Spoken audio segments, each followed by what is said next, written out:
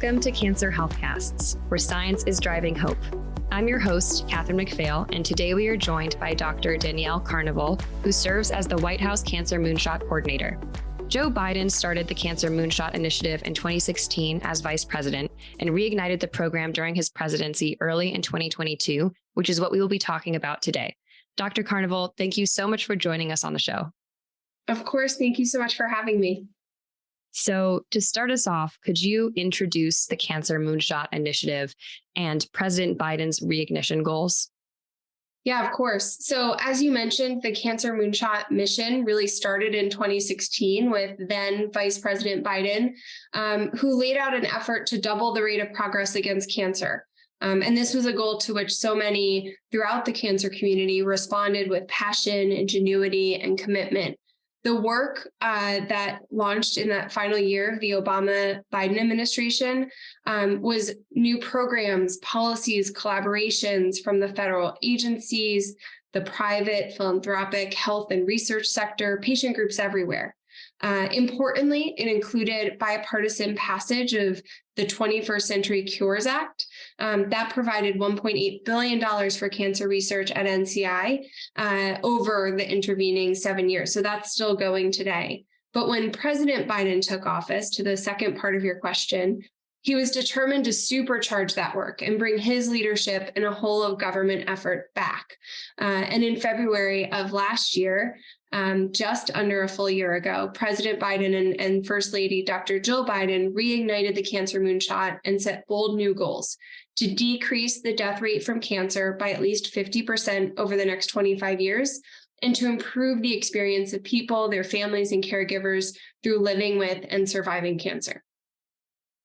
So, as you say, President Biden set out very ambitious goals in the reignition of the Cancer Moonshot Initiative, reducing by 50% over 25 years.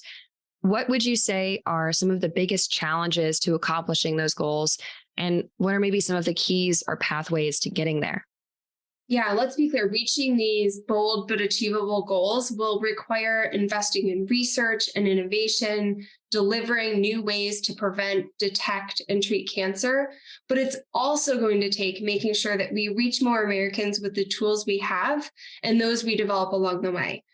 We know that there are many challenges standing in the way, and this achievement will require outpacing the best annual percentage change in cancer mortality. So better said, the best we've done year over year in saving lives and extending lives when people are facing cancer. We're going to have to do better than that basically every year between now and 2047 at the end of our goal. So that is a lot to take on, but we really think that the advances and the opportunities in prevention, in cancer early detection, in new treatments and cures, really bringing innovation across all of these areas, there's hope that we can get there. I believe that already your team has identified a particular set of keys and pathways. I was wondering if you could go into that and explain a little bit about what you're thinking the strategies will be. Yeah, so we've brought together a cancer cabinet, which is kind of the president's way of saying, I want a whole of government effort. The Department of Health and Human Services, where a lot of probably our listeners are most oriented in the federal government, is a huge part of it. And we have not only the Secretary of HHS, but leaders from the National Institutes of Health, National Cancer Institute, Food and Drug Administration, Centers for Disease Control and Prevention, Centers for Medicaid and Medicare Services. So many parts of HHS also have a seat at that table, but it's also the Department of Veterans Affairs, Agriculture, Defense, Labor, the Environmental Protection Agency, and many others coming together. And the goals that the kind of priority actions that they have determined will get us on the path to reach our goals is to close the cancer screening gap. 2, to understand and address environmental and toxic exposure. 3, to decrease the impact of preventable cancer. Think HPV vaccine and tobacco cessation and nutrition and lifestyle, among other tools. 4, to bring cutting edge research and innovation to patients and communities. And 5, better support people living with and surviving cancer. So that's really our agenda going forward. I have to say the cancer cabinet effort is particularly exciting to see how in this coordinator role, you really are able to bring together people from so many parts of government, industry, academia to really tackle this issue. Thanks so much. I mean, the cancer cabinet is one aspect of it. When the president and first lady really set this out, it was built on priorities that we heard from across the community. So we spent time listening to not only researchers and doctors and companies, but patients and advocates and caregivers and families to say, what is most important for those directly impacted by cancer, and how can we orient a strategy that delivers against that? Absolutely. So I know that data sharing is a very important part of the Cures Act and an important part of the Cancer Moonshot Initiative. Could you tell us a little bit about how data sharing is going to be driving this work? Yeah, I think data sharing has an important role to play. And the president, since he was vice president in 2016, has really focused on this, especially for data that is created through taxpayer-funded dollars, creating the expectation and the pathways for that knowledge, the knowledge gained from that research, to be shared across institutions, across researchers is really important. That's why the kind of public access to publications. So this is publications from research that was paid for with taxpayer dollars are going to be freely and immediately available to everyone. And that's really kind of a central tenet that the then vice president, now president, has really made key. And I think the reason it's even maybe more important than cancer than any other use case example is because the science is really driving us to the point where when we understand the specifics of someone's cancer, there are specific mutations and specific ways that we might be able to target that cancer. And no physician, no oncologist, no researcher now is able to see enough patients to have enough understanding of what these very particular different types of cancers are exactly looking like or how to treat them. And so I think there's a kind of society reason that we want to make sure that we're sharing knowledge and driving research at the pace that matters to a patient sitting in an oncologist's office and hearing this diagnosis and wanting to know that there are tools available. But the science is also driving us in a way where greater data and knowledge sharing is going to be key for us to understand these specific types of cancers and how to deliver more precise and more effective targeted treatments for cancer patients all across the country. Absolutely. I mean, that's so exciting to hear. I think we all know that no doctor or researcher can do it alone. So finding new ways for collaboration and knowledge sharing is just such an exciting thing. President Biden has also called attention to well-documented disparities in the ways that cancer patients receive care. I'm wondering if you could tell us maybe some of the pathways forward for advancing health equity across the cancer care space. Yeah, listen, I think it's important to start out with the fact that the Cancer Moonshot may have been spurred initially because of the president and the first lady's personal experience. But the reason it's a priority in this administration is because that experience of cancer is so personal to nearly every American. And we know that there are disparities in access to early detection, in access to great care, and disparities in outcomes. And so the Biden-Harris administration stated on day one a priority on bringing an equity focus to all the work from the federal government. And that's a key part of how we'll measure success as part of the Cancer Moonshot. We also know that disparities in cancer outcomes come from a kind of set of compounding factors, from additional exposure and lack of prevention to less access or ability to access early detection, or not being able to participate in clinical trials or access the best in care. And so there's not one solution. Just to mention a couple ways that we're thinking about this, the Environmental Protection Agency, as part of implementation of the bipartisan infrastructure law, so the law that's rebuilding bridges and roads, is also dedicating $1 billion to accelerate cleanup at underfunded Superfund sites, these toxic sites that all too often communities of color and underserved communities are disproportionately impacted by. It committed $7.4 billion to help states replace lead pipes and service lines, which will protect millions of families from so-called forever chemicals and other contaminants that may increase people's risk of getting certain cancers. The National Cancer Institute announced new efforts to double the rate of accrual in clinical trials and to connect them more extensively to underrepresented populations, to medically underserved populations. We're looking at supporting more universal patient navigation for people with a cancer diagnosis so that someone is really walking through the steps and providing support and knowledge and information throughout so families can make decisions. And we're focusing from the beginning, the president and first lady have focused on decreasing those gaps, both equity gaps and gaps caused by the pandemic in cancer screening and early detection.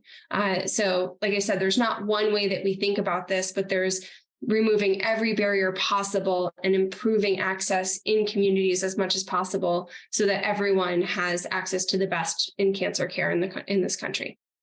Absolutely. Those are such important shifts, and it's really great to see how much attention is being paid to these issues. Another thing I wanted to ask about is, we all know that cancer is a disease that impacts everyone's lives, and more research is being done nowadays to understand its effects on families, caregivers, and advocates. You yourself have been an advocate for family members with cancer, and I was wondering what you hope the future will look like in terms of increased support for cancer patients and their loved ones, since that is a major goal of the Moonshot Initiative. Yeah, President Biden has often said that he wants to end cancer as we know it. And we took that statement and defined specifically how we know cancer today. To mention a few, and then to get to the one you pointed out, too often we diagnose it too late. We have too few tools or do too little to prevent it. As we just discussed, stark inequities in diagnosis, access to treatments and trials, inequities in outcomes.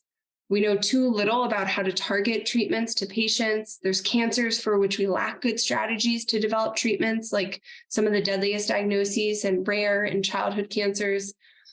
And importantly, we leave most patients and caregivers to navigate the disease and its aftermath on their own, and we don't learn from the experiences of most patients. In each of these areas, we can point to a new approach to caring for patients or a new innovation that can be brought to make progress, which is why we really set this forward as the shared agenda for all of us to tackle as part of this Cancer Moonshot.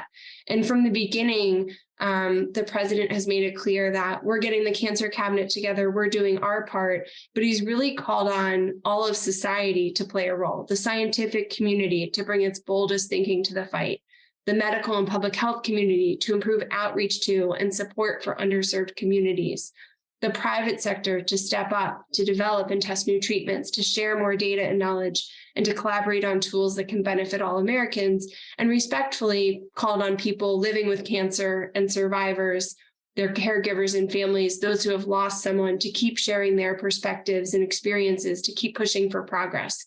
And I just want to mention, we provided a kind of website landing page where people can engage with the Cancer Moonshot. That's whitehouse.gov/Cancer Moonshot.